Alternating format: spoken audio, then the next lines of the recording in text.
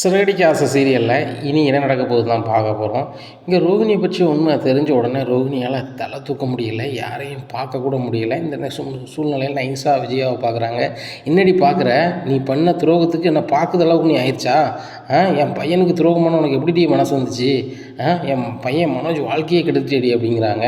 உடனே ரோகிணிகிட்ட மனோஜ் சொல்கிறாங்க, ரோகிணி நீ தானே சொல்லுவ, புருஷனும் பொண்டாட்டியும் எதையுமே மறைக்கக்கூடாது, நம்மளுக்குள்ளே பரஸ்பர உறவு இருக்கணும், அதனால் எதையும் ஒருத்தருக்கு ஒருத்தர் மறைக்காமல் சொல்லணும் வைக்கணும்னு சொல்லுவேன். நான் வேலைக்கு போகாத உன்ட்ட சொன்னதுக்கே நீ கோவப்பட்டுட்டு வெளியே போனீங்க. இவ்வளவு பெரிய தவறு செஞ்சுருக்கியே, அதை என்கிட்ட நீ சொல்லவே இல்லையோ ஒரு வார்த்தையும், யார்கிட்ட சொல்லுதியோ சொல்லலையோ, கல்யாணம் முடிஞ்ச பிறகு என்கிட்டயாவது சொல்லியிருக்கணும்ல அப்படிங்கிறாங்க. உடனே ரோகிணி சொல்கிறாங்க, மனோஜ் நான் உங்கள்கிட்ட சொல்லணும்னா பல முறை முயற்சி பண்ணேன், ஆனால் சொல்ல முடியலை அப்படிங்கிறாங்க. இல்லை ரோகிணி, நீ ஏமாற்றிட்டு போகணும் அப்படிங்கிறதுக்காக நீ வந்திருக்க, நான் பெரிய லெவலில் பிஸ்னஸ் பண்ணணும், அதில் பணத்தை எதையும் சுருட்டிட்டு போன தான் வந்திருக்கேன், நீனும் ஜீவா மாதிரி தான் அப்படிங்கிறாங்க. மனோஜ் தயவுசெய்து யார் என்ன சொன்னாலும் நீங்கள் மட்டும் அப்படி சொல்லாதீங்க மனோஜ். என்ன, நான் உங்க கூட வாழணும், உங்கள் வாழ்க்கை உங்க கூட வாழ்கிறது அது சிறப்பாக இருக்கும் அப்படின்னு நினச்சி தான் நான் இந்த இவ்வளோ பொய்ன்னு சொன்னேன் அப்படிங்கிறாங்க. நடிக்காத, நீ பெரிய பணக்காரியாக இருப்ப, நிறைய படிச்சிருப்ப அப்படின்னு சொல்லிட்டு தான் நான் உனக்கு கல்யாணம் முடித்தேன். நீ ஒரு பாலிடெக்னிக் படிச்சுட்டு என்கிட்ட 4-5 டிகிரி படித்த மாதிரி என்கிட்ட பயங்கர பில்டப் பண்ணிட்ட. மலேசியாவில் எங்கள் அப்பா பெரிய கோடீஸ்வரர், பிஸ்னஸ் பண்ணுறாங்க, அப்படி பண்ணுறாங்க இப்படி பண்ணுறாங்க, எங்கள் அப்பா எங்கள் மாமாவை அனுப்பிவிட்ருக்காங்க, எங்கள் மாமா செய்கட்டு செய்கிறாங்க, எங்கள் அப்பா இப்போ ஜெயிலில் இருக்காங்க, அது சம்மந்தமாக எங்கள் மாமா சொல்ல வந்திருக்காங்க, அப்படி இப்படின்னு ஏகப்பட்ட ஃப்ராடு அப்படிங்கிறாங்க. உடனே அப்போ தான் முத்துக்கு ஓடுது, ஐயோ மாமன் தானே பணம் தான் உங்களுக்குள்ளே சொல்லிச்சு அப்படின்னு சொல்லிட்டு, ஒரு மாமனே இல்லை இந்த பணம் எப்படி வந்துச்சு அப்படின்னு சொல்லிட்டு நினைக்காரு. சரி, நம்ம இந்த பொண்ணு வாழ்க்கையில் நம்ம ஏதாவது வந்து விளாடக்கூடாது, அதனால் நம்ம கொஞ்சம் அமைதியாக இருப்போம், நம்ம ஏதாவது சொல்ல போனால் என்னால் தான் அப்படி ஆயிடுச்சும்பாங்க, அதனால் நம்ம என்ன தான் நடக்குதுன்னு பார்ப்போமே அப்படின்னு சொல்லிட்டு அமைதியாக இருக்காங்க. உடனே மீனா கேட்குறாங்க, என்னங்க எல்லா நேரமும் வாய் பேசுவீங்க, இப்போ கேளுங்க கேள்வி அப்படிங்கிறாங்க. இல்லை மீனா, இப்போ எல்லாருமே அந்த பொண்ணுகிட்ட கேள்வி கேட்குறாங்க, இப்போ நானும் கேட்டோம்னா ஏதாவது நான் இப்போ புதுசாக கேட்டோம்னு வைங்களேன், என்னால் தான் இப்படி ஆயிடுச்சு அப்படி ஆயிடுச்சும்பாங்க, அதனால் எல்லோரும் கேள்வி கேளுங்க, எனக்குன்னு வாய்ப்பு வருமா நான் கேட்குறேன், இப்போதைக்கு நான் அமைதி கேட்குறது நல்லதுன்னு நினைக்கிறேன் அப்படிங்கிறாங்க. உடனே சுருதியை பார்த்து முத்து கேட்குறாங்க, ஏம்மா சுருதி ஓம் பங்கு ஏதாவது கேளு அப்படிங்கிறாங்க. இவங்ககிட்ட எனக்கு பேசவே பிடிக்கல அப்படிங்கிறாங்க. ஏன் சுருதி அப்படி சொல்கிற அப்படின்னு சொல்லிட்டு முத்து கேட்குறாரு. இல்லை, நான் பெரிய பணக்காரி அப்படி இப்படின்னு சொல்லி பயங்கர பில்டப் பண்ணிக்கிட்டு இருந்தாங்க, எங்கள் அப்பா பணம் அனுப்புனார், எங்கள் மாமாட்ட விட்டுருந்தாங்க, அது ஃப்ராடாக தான் இருக்குது. அது பக்கம் அன்னாடம் காட்சிகள்லாம் அப்படி இருப்பாங்க, நாங்கள்லாம் பெரிய பிஸ்னஸ் மேன் அப்படி இப்படின்னு சொல்லிட்டு உங்கள் மனசை கஷ்டப்படுத்த மாதிரி, மீனா மனசை கஷ்டப்படுத்த மாதிரிலாம் பேசினாங்க. அப்படி பேசலாம் இப்படி தான் உங்களுக்கு மனசு வருதோ, பண்ணுறதெல்லாம் தப்பு.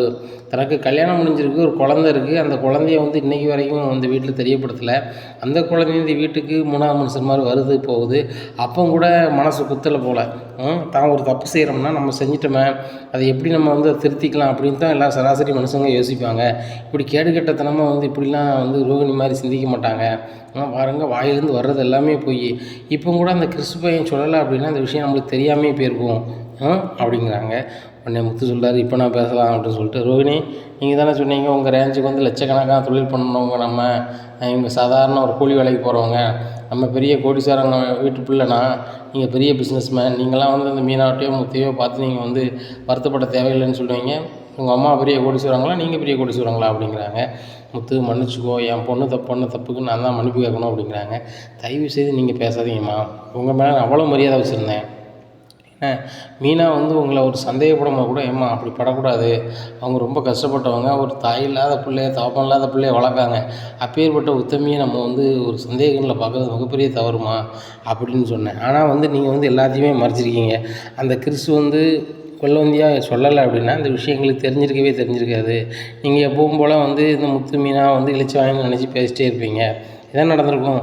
எங்கள் வீட்டில் எங்கள் அம்மா உங்களை தங்கக்கூடாதுன்னு சொல்லும்போது கூட நானும் மீனாவும் பல பிரச்சனைக்கு மத்தியில் உங்களை இருங்கன்னு சொன்னோம், ஆனால் அப்போவாவது மீனாட்ட கூப்பிட்டு, மீனா இந்த மாதிரி இருக்குது அப்படின்னு சொல்லியிருந்தீங்கன்னா மனசு ஆறி இருக்கும், நினச்சி பாருங்கள் அப்படிங்கிறாங்க. நான் பண்ண தப்பு தான் முத்து, நாங்கள் கிளம்புறோம், நானும் என் பேரணும் அப்படிங்கிறாங்க.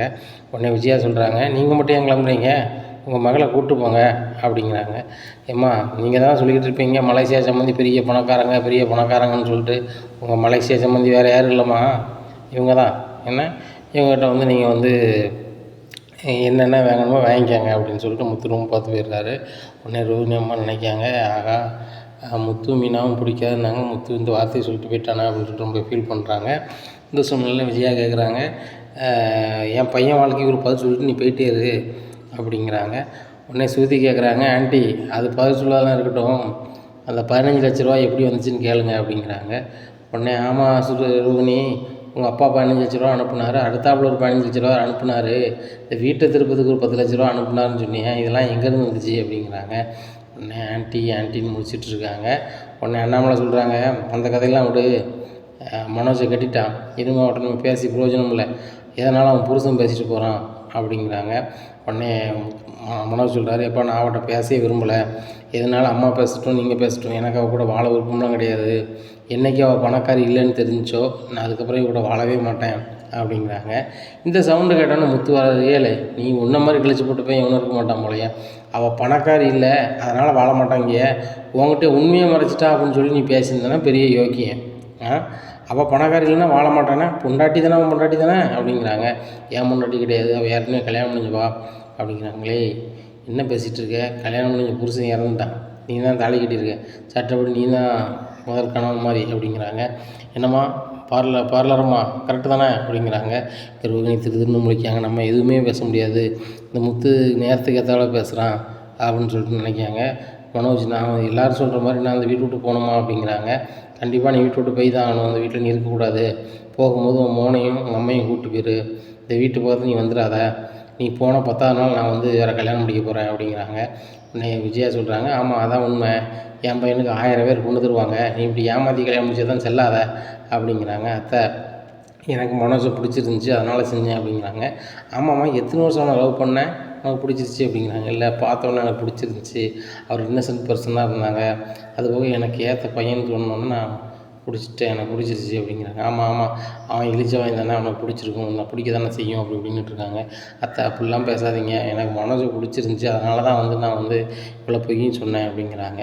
உடனே ரோகிணியோட அம்மா எல்லாருடைய காலையும் விழுறாங்க. உடனே அண்ணாமலை சொல்கிறாங்க, அம்மா நீங்கள் காலில் விழுத அளவுக்கு வந்து நீங்கள் இந்த வீட்டில் யாருமே பெரிய ஆள் இல்லை, எல்லாருமே சின்ன ஆட்கள் தான். ஏன்னா உங்கள் பொண்ணுக்கு பண்ண தப்புக்கு நீங்கள் என்ன பண்ணுவீங்க, நீங்கள் வந்து கல்யாணத்தை ஏமாற்றி முடிச்சு வச்சுருந்தீங்கன்னா உங்களை நாங்கள் கேட்கலாம், அந்த பொண்ணு விரும்பி வந்துருச்சு, இவளும் சரியாக விசாரிக்காமல் கட்டி வச்சுட்டான், இப்போ கல்யாணம் முடிஞ்சிருச்சு, இன்னமும் ஒன்றும் செய்ய முடியாது, மேடோ பள்ளமோ மனோஜ் தான் வாழ்ந்தாகணும், மனோஜ் செத்தனாங்க ரூமில் கூட்டி போய் நல்லா புத்திமதி சொல்லி வாழ வழியே பாரு போ அப்படிங்கிறாங்க. உடனே விஜயா சொல்கிறாங்க, என்னங்க சொல்லிக்கிட்டு இருக்கீங்க, என்ன சின்ன தப்பு செஞ்சுருக்காளா, இது பெரிய தப்பு, இப்படி செஞ்சவா நாளைக்கு என்னெல்லாம் பண்ணி வச்சுருக்காளா தெரியாது, நாளைக்கு இன்னும் 2 பிள்ளைகள் கூப்பிட்டு வந்து எனக்கு 2 3 பிள்ளைகள் இருக்குது, எல்லாத்தையும் நீ தான் வளர்க்கணும்னா எப்படி வளர்க்க முடியும், இப்போயுமே ஒரு பையனை கூப்பிட்டு வந்து நிற்கா அப்படிங்கிறாங்க. அத்தை என்ன பேசிகிட்டு இருக்கீங்க அப்படிங்கிறாங்க.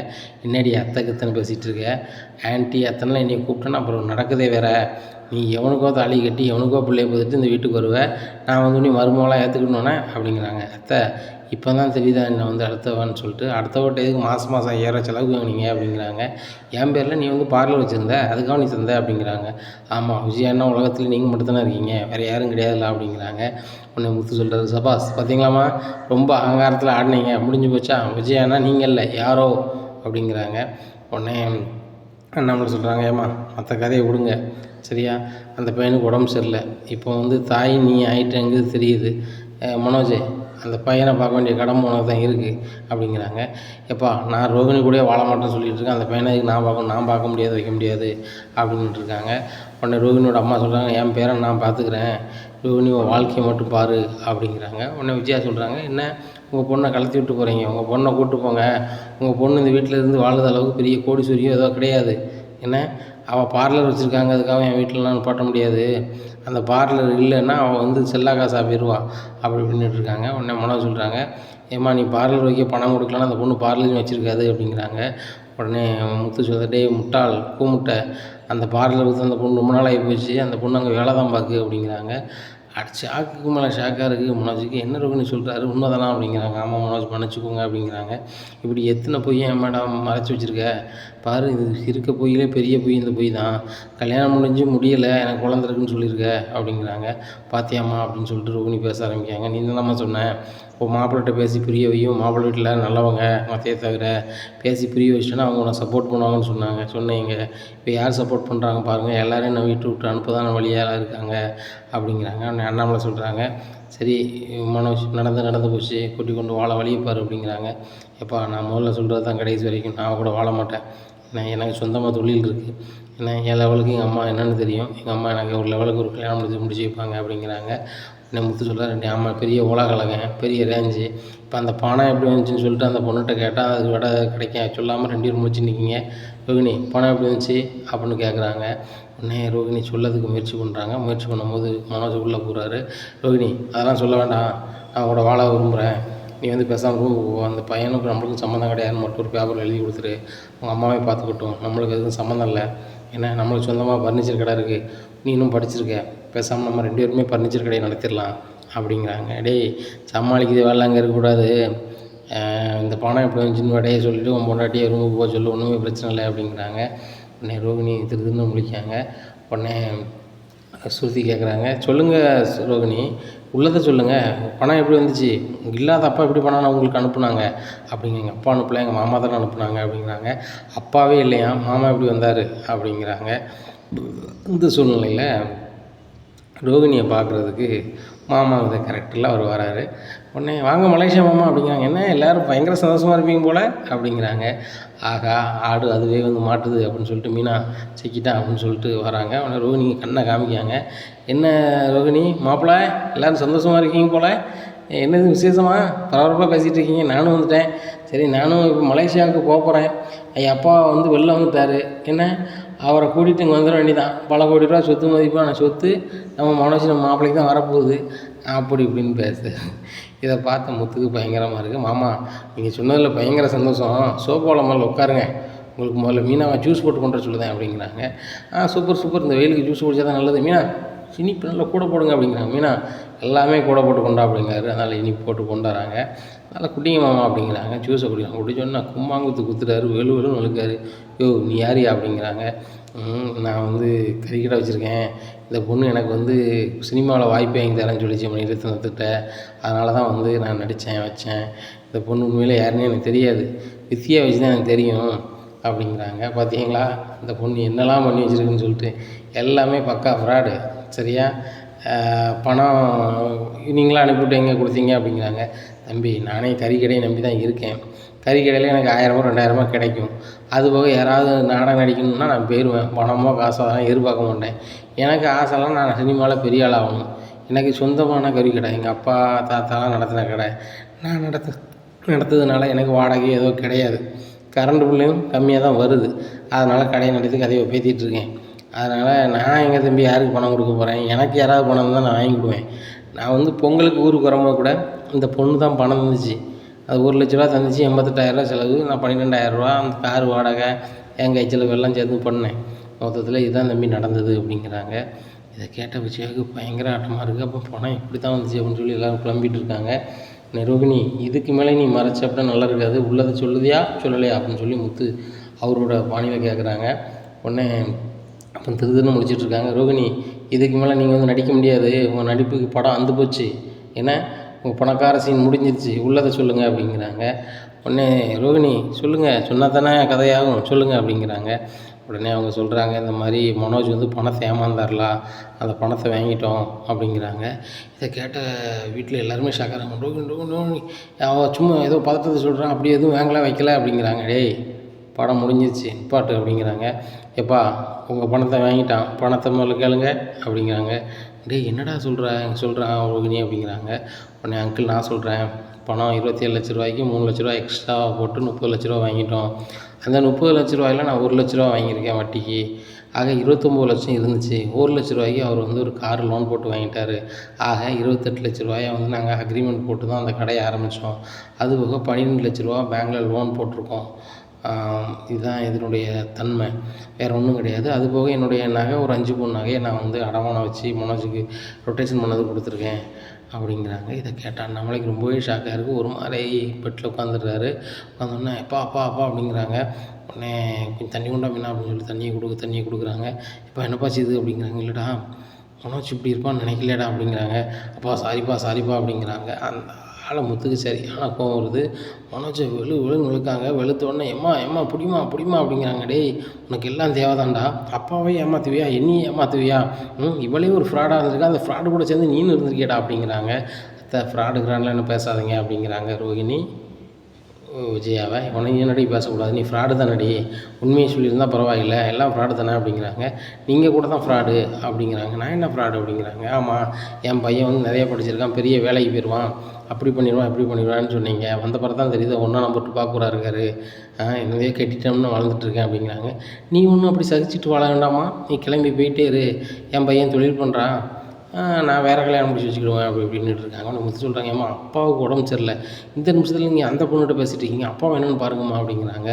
உடனே தண்ணி குடிச்சு அப்படி ஒரு மாதிரி இருக்கார். இப்போ வாங்கப்பா ஹாஸ்பிட்டல் போவோம் அப்படின்னு சொல்லிட்டு முத்து கூப்பிட்றாரு அண்ணாமலையே. இல்லை முத்து, எனக்கு மனசுக்கு சரியில்லை, நான் எங்கே போனாலும் எனக்கு சரியாகாது, இனிமேல் நான் பிழைக்க மாட்டேன் அப்படின்னு. இப்போ என்னப்பா இப்படி பேசுகிறீங்க, நீங்கள் வாங்கப்பா முதல்ல ஹாஸ்பிட்டலுக்கு அப்படின்னு சொல்லிட்டு எல்லோரும் பதறி அடிச்சுக்கிட்டு அண்ணாமலையே ஹாஸ்பிட்டலுக்கு கொண்டு போகிறாங்க. அங்கே போய் பெட்டில் சேர்த்து வச்சுருக்காங்க. அப்போ டாக்டர் பார்த்து சொல்கிறாங்க, இது 2வது அட்டாக்கு, என்ன இன்னமும் வந்து ஏதாவது 3வது அட்டாக் வந்தால் இவரை காப்பாற்ற முடியாது, இன்னமும் வந்து இவர் ரொம்ப கவனமாக பார்க்கணும், இவர் மனசு கஷ்டப்படுற மாதிரி எதுவுமே செய்யக்கூடாது, வைக்கக்கூடாது அப்படி இப்படிங்கிறாங்க. உடனே டாக்டர் சொல்கிறாங்க, இன்னொரு 3 நாளைக்கு இங்கே இருந்து தான் போகணும் அப்படிங்கிறாங்க.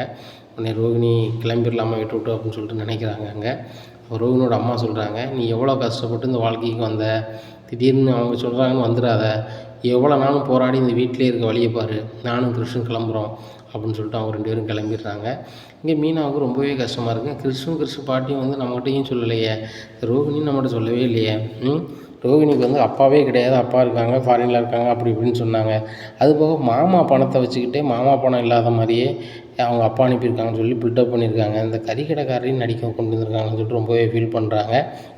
இவங்க வந்து சுருதி சொல்கிறாங்க, ரோகிணி மேலே எனக்கு ஒரு நல்ல மரியாதை இருந்துச்சு, இனிமேல் ரோகிணிகிட்ட நான் வாழ்நாள் முழுவதும் பேச மாட்டேன் அப்படின்னு சொல்கிறாங்க. இந்த சூழ்நிலையில் ரவியும் சொல்கிறாரு, சுருதி இன்னமும் வந்து அந்த அண்ணிட்ட பேச்சையை விட்டுறணும், எதில் உண்மை எது பொய்னே தெரியல, பார்லர் வச்சுருக்கேன்னு சொன்னாங்க, எங்கள் அப்பா பெரிய பணக்காரங்கன்னாங்க, அப்படின்னாங்க எப்படின்னாங்க, பணக்காரங்களோ ஏழையோ நீ பணக்கார பொண்ணு தான், ஆனால் வந்து நம்ம பணக்கார நீங்கள் காமிக்கியா, ஆனால் எங்கள் அண்ணியும் மனோஜ் வந்து ஓவராக பண்ணிகிட்டு இருந்தாங்க.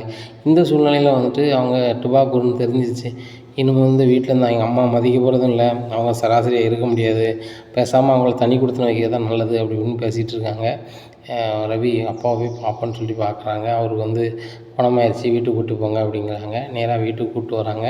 அப்போ முத்து சொல்கிறார் எல்லார்ட்டையும், அப்பாவுக்கு வந்து 2வது அட்டாக் ஆகிடுச்சு, அதனால் யாருமே அப்பா மனசு கஷ்டமாக அது மாதிரி பேசாதீங்க வைக்காதங்க அப்படிங்கிறாங்க. உடனே விஜயா சொல்கிறாங்க, முதல்ல நீ இதை கற்றுக்கோ, அப்பாவை கோபப்படுற மாதிரி நடந்துட்டுன்னா அப்பாவுக்கு ஏதாவது ஆகிட்டுனா அவ்வளோதான், என் மஞ்சள் மஞ்சள் குங்குமம்லாம் போயிடும் அப்படிங்கிறாங்க. ஏம்மா அப்படிலாம் ஒன்றாகாதும்மா, அப்பா வந்து 100 வருஷத்துக்கு மேலே இருப்பாருமா அப்படிங்கிறாங்க. உடனே அண்ணாமலை பேசுகிறாங்க, எனக்கு நிம்மதி இருந்தால் தானடா இருக்க முடியும், எனக்கு தான் நிம்மதியே இல்லையே, பாரு மனோஜ் வாழ்க்கை போயிடுச்சு, வந்த பொண்ணு வந்து உண்மையாக இல்லை, மனோஜும் உண்மையாக இல்லை, நான் வளர்த்த வளர்ப்பும் தப்பாக போயிருக்கு அப்படி இப்படின்னு சொல்லிட்டு ரொம்பவே ஃபீல் பண்ணுறாங்க.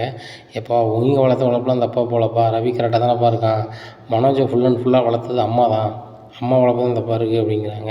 உடனே விஜயா சொல்கிறாங்க, ஏங்க இந்த சாக்கை வச்சு நீ சொல்கிறீங்களோ, என் வளர்ப்புலாம் கரெக்டாக தாங்க இருக்குது, வந்த மருமக தான் சரி கிடையாது அப்படிங்கிறாங்க. அதை கொண்டு வந்தது நீ தானே, நான் மீனாவை கொண்டு வந்ததுக்கு ஒவ்வொரு வாட்டியும் மீனாவை நீங்கள் தானே கட்டி வச்சிங்க, நீங்கள் தான் கட்டி வச்சிங்க, ஒரு புகாரின்னு நினைங்க இப்போ அப்படிங்கிறாங்க. பார்வதிக்கு ஆகட்டும், பார்வதி சொன்னதுனால தான் கட்டி வச்சேன் அப்படிங்கிறாங்க. அடுத்தவங்க 1000 சொல்லுவாங்க, நீ விசாரிச்சிருக்க வேண்டாமா அப்படிங்கிறாங்க. ஏங்க அவங்க அப்பா வந்து மலேசியாவில் இருக்கான்னு சொல்லும்போது நான் எப்படி விசாரிக்க முடியும் அப்படிங்கிறாங்க. சரி சொல்லுதில்ல, அந்த பிள்ளை எங்கே தங்கியிருக்கு, எங்கே வேலை பார்க்கு, என்ன விவரம், அதை விசாரிச்சிருக்கலாம்ல அப்படிங்கிறாங்க. உடனே இதுன்னு முடிக்காங்க. உடனே முத்து சொல்கிறாங்க, எப்படிப்பா அம்மா விசாரிப்பாங்க, அம்மாவுக்கு பணம் நிறைய இருக்குன்னா தான் ரோட்டில் போகிற பிச்சைக்காரி கூட கட்டி வச்சுருவாங்களா மனோஜுக்கு அப்படிங்கிறாங்க. டேய் பிச்சைக்காரியை கிட்ட அவனுக்கு கட்டி வைக்க போகிறேன் அப்படிங்கிறாங்க. உங்கள் பையனும் பிச்சை எடுத்த பையன் தான்மா, அதனால் அதை ரொம்ப கேவலமாக நினைக்க வேண்டாம் அப்படிங்கிறாங்க. உடனே அண்ணாமலை சொல்கிறாங்க, முத்து கொஞ்சம் அமைதியாரு விஜயா, இப்போதைக்கு எதுவுமே பேசாத, எனக்கு உடம்புக்கு முடியலை, அந்த பிள்ளைகிட்ட எதுவுமே பேசாத, அந்த பிள்ளை வந்து கல்யாணம் முடிஞ்சு புருஷன் இறந்துட்டு 2வது கல்யாணம் பண்ணியிருக்கான், என்ன கல்யாணம் பண்ணதுக்கு முன்னாடி சொல்லிட்டு பண்ணியிருக்கணும், ஆனால் வந்து சொல்லாமல் பண்ணிட்டான். அதுபோக வந்து மனோஜுக்கு வந்து ரொம்ப கைத்தாங்களாக இருந்திருக்கா, மனோஜ் வேலைக்கு போகாத காலகட்டத்தில் அவள் தான் உதவி பண்ணியிருக்கா, அதை நீ மறந்துட்டு விட்டு வெளில போ, நீ ஒன்றுமில்லாதவெல்லாம் பேசிடாத, அந்த ஒன்றுமில்லாதவ தான் வந்து அவனை ஒரு ஆளாக்கியிருக்கா, இந்த ஃபர்னிச்சர் கடையை வந்து நடத்துறதுக்கு ஐடியா கொடுத்துருக்கா அப்படிங்கிறாங்க.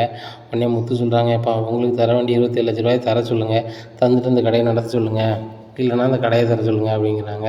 உடனே மனோ சொல்கிறார், நான் எதுக்கு கடையை தரணும், அப்பாவுக்கு வேணால் 27 லட்ச தரேன், அது இப்போ தர முடியாது, ஒரு 3 வருஷம் கழிச்சு தர முடியும் அப்படிங்கிறாங்க. 3 வருஷம் கழிச்சு தருவோன்னு என்னடா நிச்சயம், 3 வருஷத்துக்குள்ள நீ கடையை தோத்துட்டேன்னா அப்படிங்கிறாங்க. நான் ஏன்டா தோற்க போகிறேன், பிஸ்னஸ் பயங்கரமாக இருக்குது, என் பொண்டாட்டி ரோஹினி நானும் பார்த்துக்கிடுவோம் அப்படிங்கிறாங்க. பார்த்தியாடா இப்போ கூட அவ்வளோ பொண்டாட்டி தான் பேசுகிறேன் அப்படிங்கிறாங்க. உடனே மனசுக்கு ஒரு மாதிரி ஆகுது, நானே பார்த்துக்கிடுவேன், ரோஹினிலாம் என்னால் பார்க்க முடியாதா, அவள் தான் என்கிட்ட போய் சொல்லிட்டாள, ஊர் உலகத்துக்கும் வேணா பொண்டாட்டியாக இருப்பா, நான் வந்து அவங்களோட பொண்டாட்டியாக வாழ மாட்டேன் அப்படிங்கிறாங்க. விஜயா சொல்கிறாங்க, அதான்டா கரெக்டு, ஊர் உலகத்துக்கு வேணால் வருமானம் இருந்துட்டு போகிறா, சரியா, என்னை ஏமாத்துனது இருந்துட்டு போட்டும், ஆனால் வந்து நீ அவ கூட வாழக்கூடாது, உனக்குன்னு ஒரு வேறு கல்யாணம் முடிக்கணும், நீ யாரை கல்யாணம் முடிக்க அவங்களுக்கு தான் வாரிசு உருவாகணும் அப்படி இப்படின்னு பேசிகிட்டு இருக்காங்க. உடனே முத்து சொல்கிறாரு, அதான் உனக்கு வாரிசு வந்துட்டடா, கிறிஸ்து தான் வாரிசாக இருக்கானே, நீ ஏன் கவலைப்பட்டுக்கிட்டு இருக்க அப்படிங்கிறாங்க.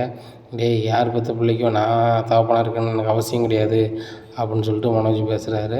உடனே அண்ணாமலை சொல்கிறாங்க, டேய் எனக்கு உடம்புக்கு முடியல, ஆளாளுக்கு பேசிகிட்டு இருக்கீங்களா, தூர போங்க அப்படிங்கிறாங்க. எல்லோரும் போயிடுறாங்க. மனோஜ் ரூமுக்கு போகிறாங்க. ரோகிணி வந்து ஒரு மாதிரி உட்காந்துட்ருக்காங்க. என்ன ரோகிணி இவ்வளோ போய் சொல்லி வச்சுருக்க, எதுக்கு இந்த பணத்தை விஷயத்த சொன்னேன் அப்படிங்கிறாங்க. மனோஜ், நான் வந்து பணக்காரி இல்லை, ஏழைன்னு தெரிஞ்சதுக்கு நீங்கள் கோவப்பட்டீங்க வச்சீங்க, ஆனால் அந்த பண விஷயத்த சொன்னதுக்கு வந்து நீங்கள் வந்து இப்படி சொல்கிறீங்க அப்படிங்கிறாங்க. இல்லை, அந்த பண விஷயம் தெரிஞ்சதுனால இப்போ வந்து பணத்தை மறுபடியும் வந்து கேட்டால் நான் என்ன செய்ய முடியும் அப்படிங்கிறாங்க.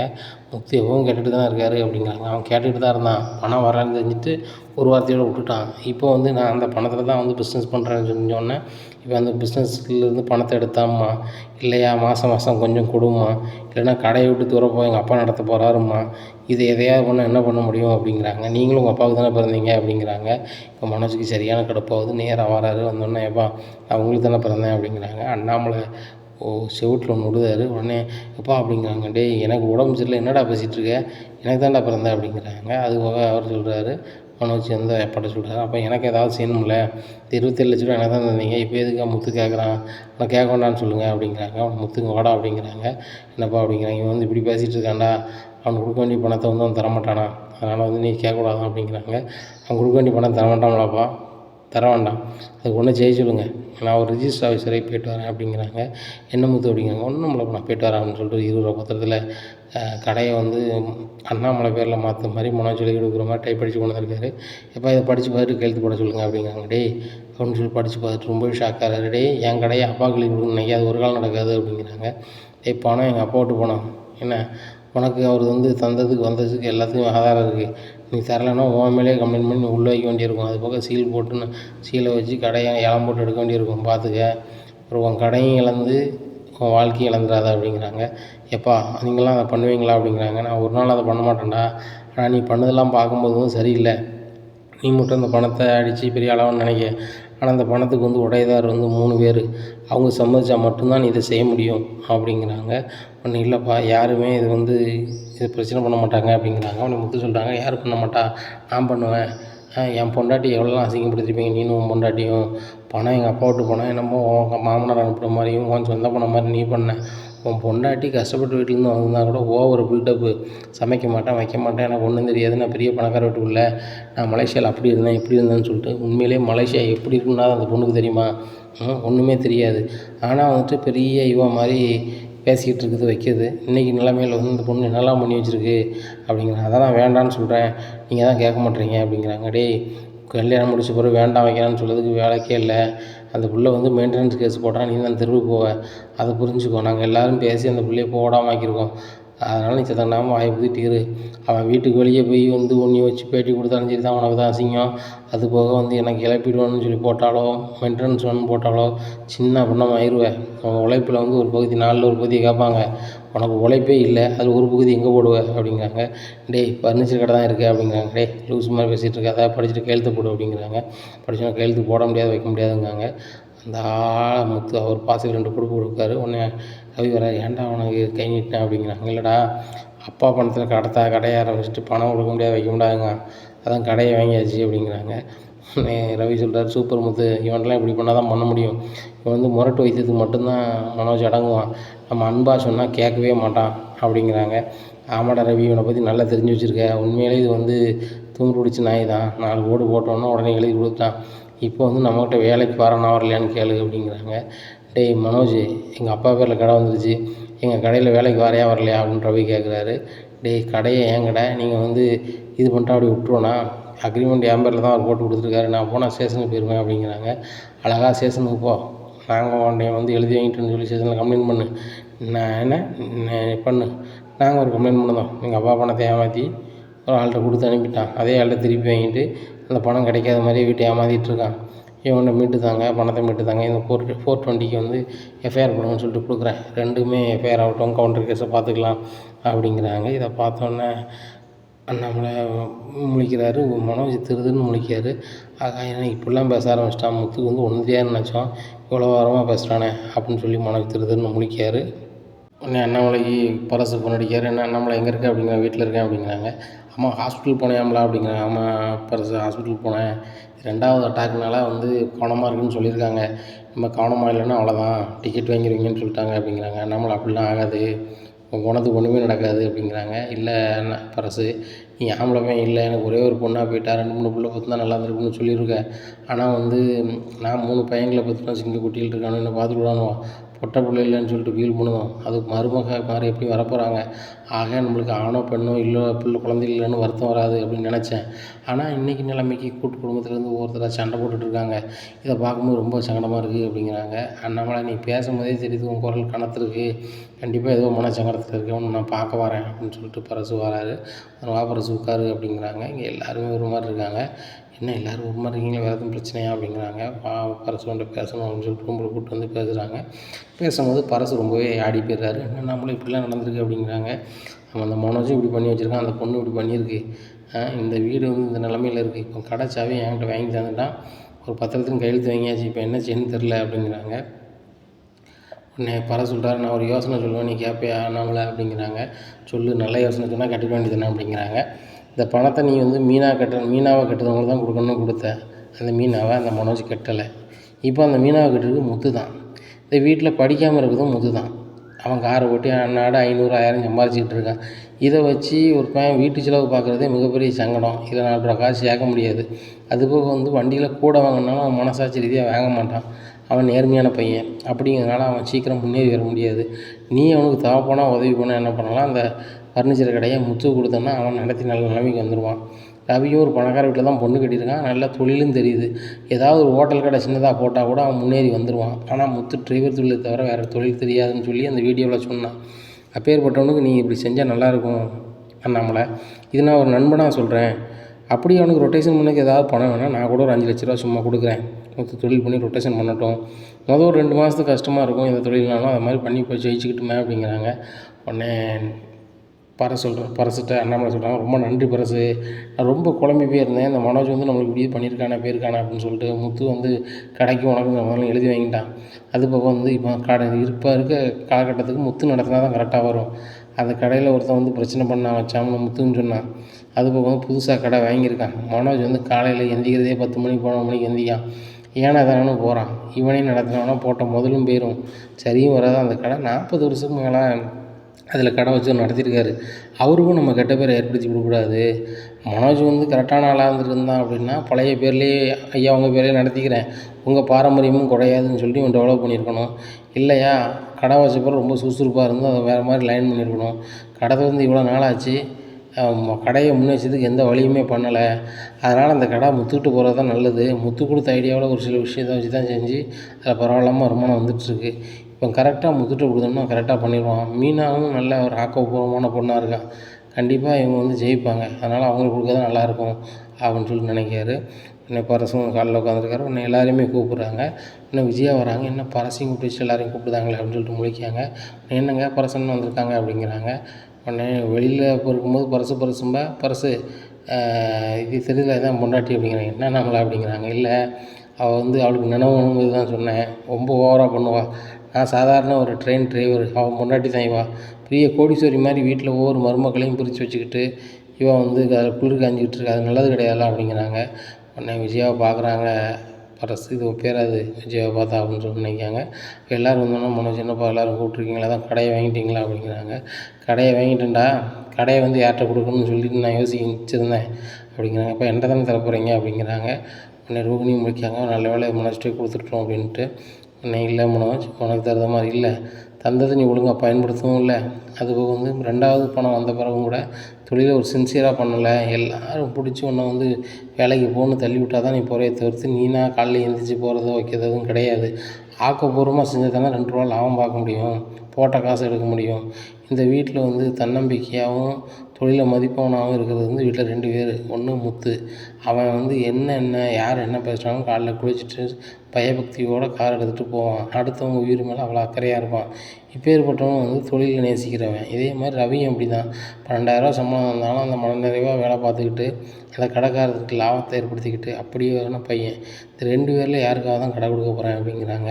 உடனே ரவி உடனே சொல்கிறார், எப்பா எனக்கு இப்போதைக்கு கடை எதுவும் வேண்டாம், நீங்கள் முத்துட்டே கொடுங்க, நான் ரெஸ்டாரண்ட்லேயே சந்தோஷமாக இருக்கேன்ப்பா, கொஞ்ச நாள் கழிச்சு நான் ரெஸ்டாரண்ட் வைக்க போகிறேன், சின்ன ஹோட்டலாக வச்சு கூட நான் பொழைச்சிப்பேன் அப்படிங்கிறாங்க. உடனே பரா சொல்கிறார், நான் சொல்லலை அண்ணாமலை, ரவி இப்படி தான் சொல்லுவான், நீங்கள் பேசாமல் முத்துக்கே கொடுங்க அப்படிங்கிறாங்க. இதை கேட்ட விஜயா சொல்கிறாங்க, ஏங்க நம்ம வீட்டு முடிவை நீங்கள் 3ஆம் மனுஷன் வச்சு எடுத்துகிட்டு இருக்கீங்க அப்படிங்கிறாங்க. உடனே அண்ணாமலை சொல்கிறாங்க, பரசு வந்து 3ஆம் மனுஷன் கிடையாது, என் நண்பன், என் கூட பிறந்த அண்ணன் தம்பி மாதிரி, அவர் சொல்ல தான் நான் கேட்க முடியும், அவர் தான் கரெக்டாக சொல்லியிருக்காரு, இப்போ முத்துக்கு தான் அந்த கடையை கொடுக்க போகிறேன், இல்லை யாருக்கும் ஆட்சேபணம் இல்லைல்ல அப்படிங்கிறாங்க.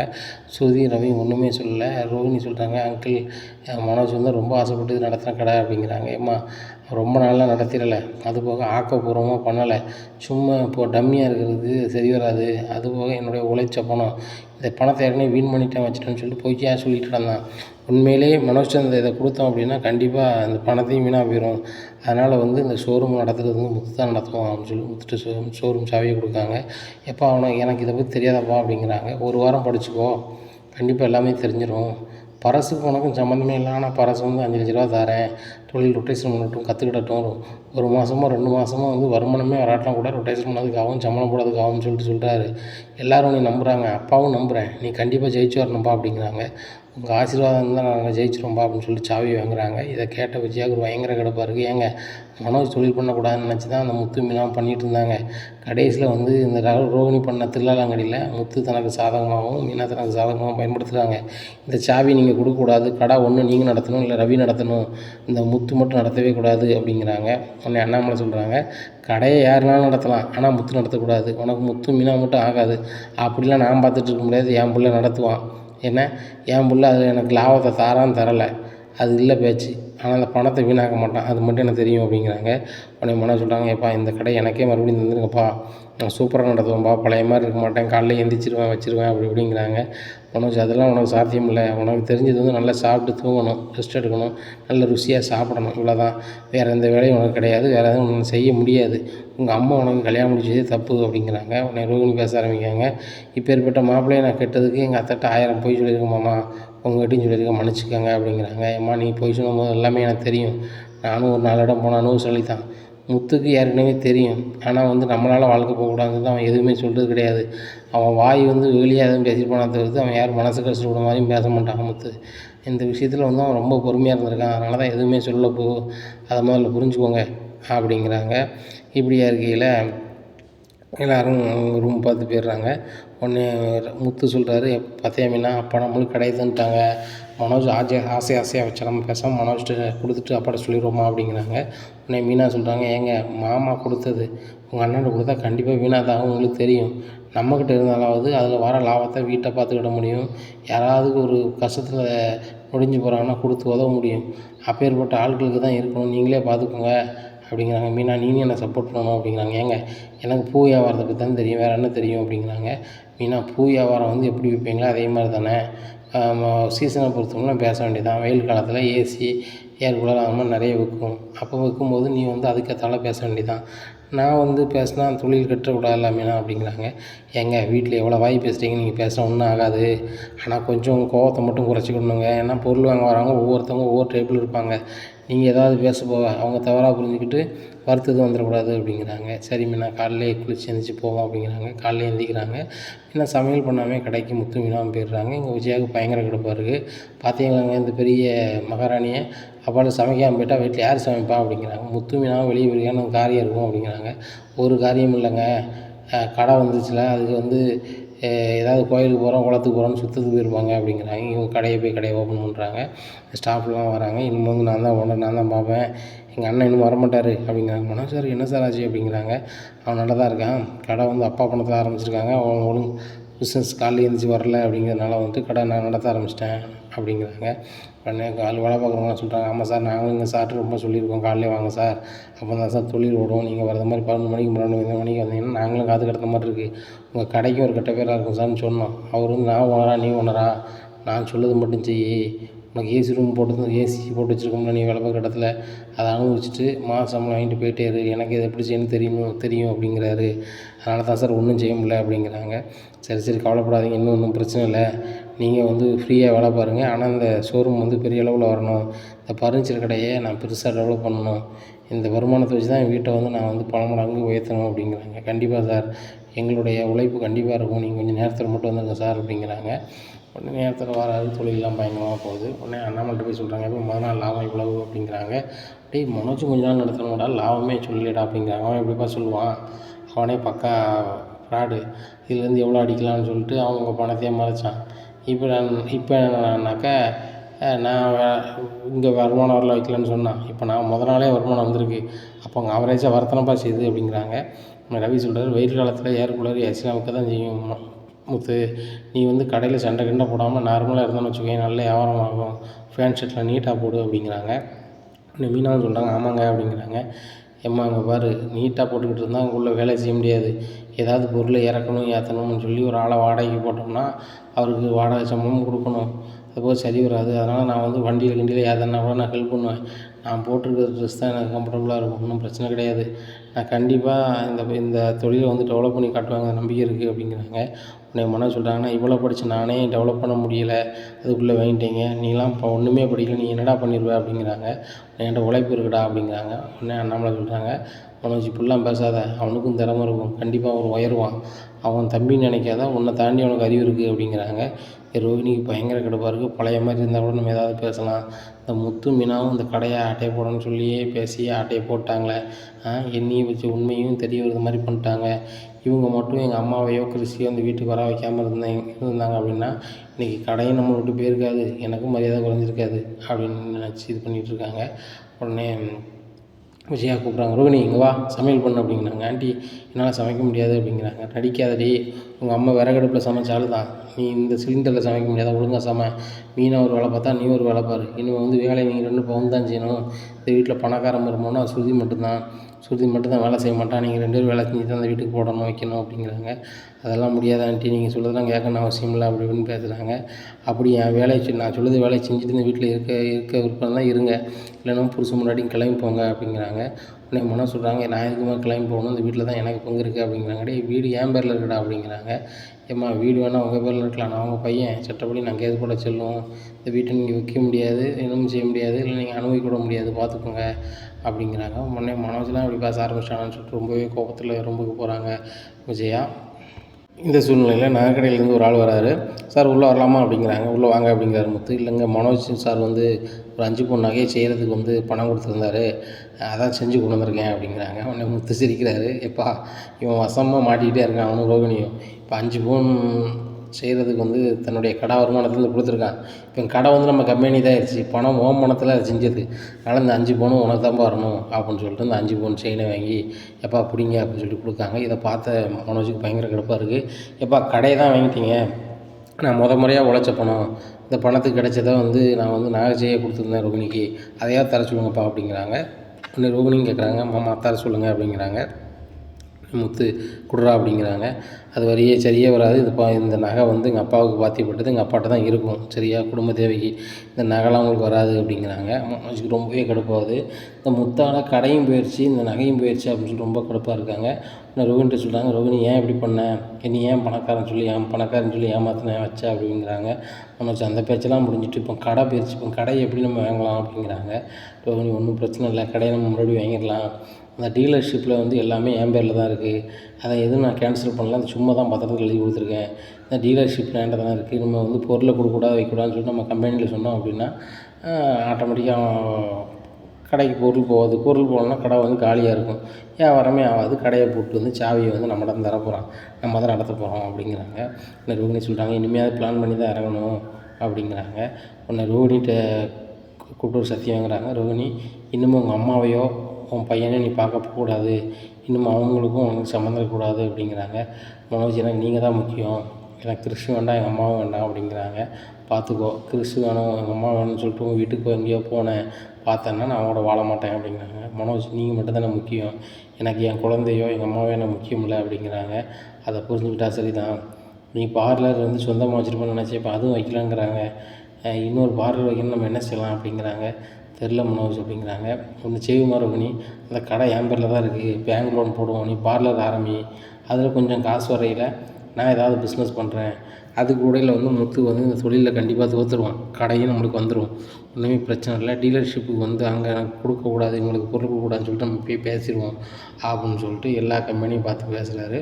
இன்னும் மனோஜ்கிட்ட சொல்கிறாங்க, சாருங்க பாருங்கள், உங்கள் டீலர்ஷிப் கேன்சல் பண்ணால் ஆட்டோமேட்டிக்காக கேன்சல் ஆகிரும், அவர் கடை நடத்துகிறாரு, ஆட்டோமேட்டிக்காக அவங்களே வந்து நாங்கள் டீலர்ஷிப்பாக இது பண்ணிடுவோம் வச்சுருவோம் அப்படின்ட்டு இருக்காங்க. இந்த சூழ்நிலையில் முத்துக்கு 4-5 வாஷிங் மிஷின் தேவைப்படுது. அந்த வாஷிங் மிஷின் ஏஜென்ட்டுக்கு அடிக்கிறாங்க. அடித்தோடனே அவர், சார் இந்த மாதிரி உங்கள் அண்ணன் மனோஜ் வந்திருக்காரு, அவர் பேரில் இது லீகலாக இருக்குது, அதனால் நீங்கள் வந்து கடைக்கு ஜாமான் கொடுக்கக்கூடாதுன்னு சொல்லிட்டு போகிறாரு அப்படிங்கிறாங்க. அவனை மனோஜ் ஃபோன் அடிக்காங்க, டேய் கண்ணை மூடிக்கிட்டால் உலகம் இருட்டாயிருமால லூசு போயில, நீ டீலராக இருந்து தூர போகிற அப்படின்னா அடுத்தாப்புல நான் டீலராக போகிறேன், சரியா, கடை வந்து நாங்கள் நடத்துறதுனால எப்படி நடத்துன்னு எங்களுக்கு தெரியாதில்ல, நீங்கள் படிச்சிருக்கோம் உனக்கு தான் அறிவு இருக்கும், எங்களுக்கு அறிவு இருக்காதா, நான் டீலர்ஷிப்பை பார்த்துக்கிறதான்னு சொல்லிட்டு அவர்கிட்ட பார்த்து பேசுகிறாங்க. சார் என் பேர்லேயே நம்ம பொருள் அனுப்புங்க அப்படின்னு சொல்லிட்டு மனோஜ் முத்து பேரில் எல்லாம் செஞ்சிடுறாங்க. எல்லா ஊர்லேயுமே வருது. நடந்ததை வீட்டில் போய் சொல்கிறாங்க, பாருங்கப்பா இப்படிலாம் பண்ணுறான் இவனும் பொண்டாட்டியும் சேர்ந்து அப்படிங்கிறாங்க.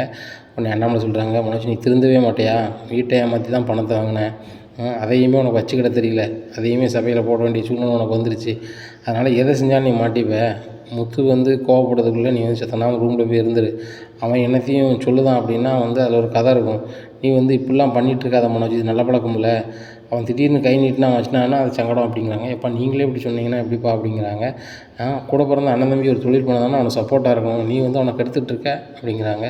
உடனே அண்ணாமலை சொல்கிறாங்க, எப்போ நான் பிஸ்னஸ் பண்ணதை கெடுக்கிறதுனப்பா முத்து அந்த சாவியை வந்து உங்கள்கிட்ட கொடுங்கன்னு சொன்னான், பார்த்தீங்களாப்பா அவன் மட்டும் எப்படிப்பா நல்லா இருக்க முடியும் அப்படி இப்படிங்கன்னா, டேய் ஒரு வீட்டில் அண்ணன் தம்பி வந்து ஒருத்தன் வளர்ச்சிக்கு ஒருத்தன் உதவணும், உதவ முடியல அப்படின்னா தூர போயிடணும் அப்படிங்கிறாங்க. அப்போ நீ தண்ணி கொடுத்துனப்பா சொல்கிறீங்களாப்பா அப்படிங்கிறாங்க.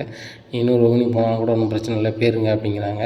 இன்னும் விஜயா அப்படி இருக்காங்க, என்னம்மா நீங்கள் என்கிட்ட பேச மாட்டீங்களா அப்படிங்கிறாங்க. டேய் நீ பண்ண காரியத்துக்கும் பொண்டாட்டி பண்ண காரியத்துக்கும் உங்கள் 2 பேர்ட்டையும் நான் லைஃப் லாங்காக பேச மாட்டேன், எனக்கு பையன்னா அது வந்து ரவியும் சுருதி தான் என் மருமவா, ரவி தான் என் பையன், வேறு யாரையும் நான் பையனாக எடுத்துக்க மாட்டேன் அப்படிங்கிறாங்க. உடனே மனோஜ்கிட்ட முத்து சொல்லிட்டாரு, டே முதல்ல வந்து அம்மா என்னையே தான் பையனாக எடுத்துக்க மாட்டாங்க, உனக்கு தான் ரொம்ப செல்லம் கொடுத்தாங்க, 7 டிகிரி படிக்க வச்சாங்க, உனக்கு பார்த்து செய்வாங்க, அப்பா சட்டையில் காசு எடுத்து உனக்கு தான் சொல்லி விடுவாங்க உன் பையில், இப்போ அவங்களே உன்னை வெறுக்க ஆரம்பிச்சிட்டாங்க, அந்தளவுக்கு தான் லட்சணம் இருக்குது, அதனால் உன்னை மாற்றிக்கோ, நல்ல ஒரு வேலையை தேடு, அம்மாவுக்கு பிடிச்ச பிள்ளையா இருடா, அம்மாவுக்கு பிடிச்ச பிள்ளைன்னா எவ்வளோ சந்தோஷமாக இருக்குன்னு சொல்லிட்டு உனக்கு தெரில எனக்கு தெரியும்டா, அம்மா பாசம் என்னன்னு சொல்லிட்டு இல்லை அது எனக்கு தான் தெரியும், அதனால் உங்கள் பாரு அம்மாவோட அன்பை பிறப்பாரு அப்படிங்கிறாங்க.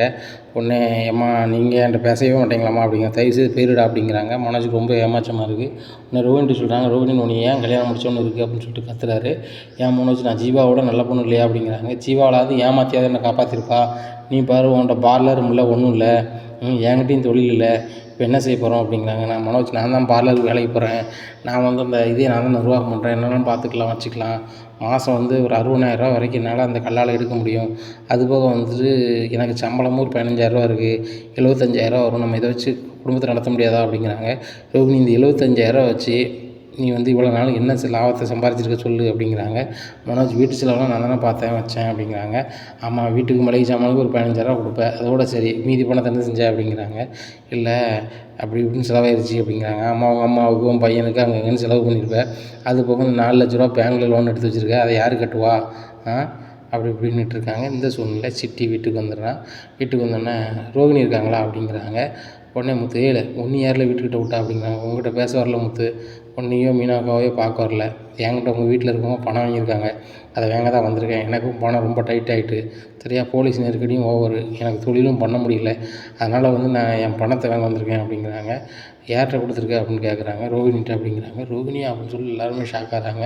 இங்கே விஜயாவுக்கு பயங்கர எரிச்சலாக இருக்குது. யாருக்கிட்டும் இந்த ரோகிணி கல்யாணம் முடிஞ்சு வச்சு எல்லாத்தையுமே மறைச்சிட்டு இந்த வீட்டில் இருந்து ஏமாற்றிட்டு இருந்திருக்கா. இப்படியா இருக்கும்போது வந்து இப்போ கடன் வேறு வாங்கியிருக்காளா அப்படின்னு சொல்லி, ரோகிணி வெளியே வாடி அப்படிங்கிறாங்க. அத்தை அப்படிங்கிற அத்தை நொத்தன்ட்டு கிடக்காத, அந்த சிட்டி ஐடி பணம் வாங்கினேன் அப்படிங்கிறாங்க. நான் பேங்கில் வைக்கல, எஃப்டியாக தான் வாங்கினேன் வச்சா அப்படிங்கிறாங்க. உடனே மனோஜ் சொல்கிறாரு, அன்னைக்கு என்னன்னா பேங்கில் வந்து 4 லட்ச ரூபா கேட்டாங்க.